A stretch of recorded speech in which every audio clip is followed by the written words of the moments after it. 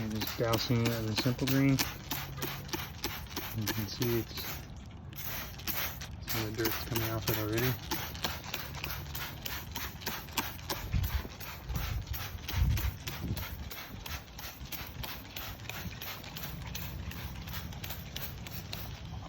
And then we're gonna take our hose and just turn on the low pressure. Let's go do that real quick.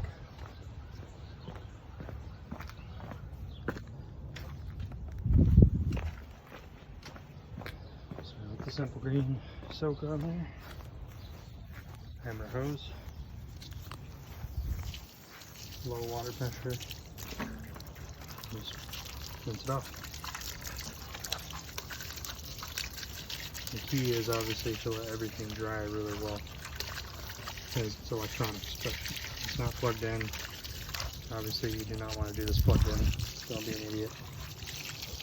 Water and electricity do not mix. You can clean it off just like that.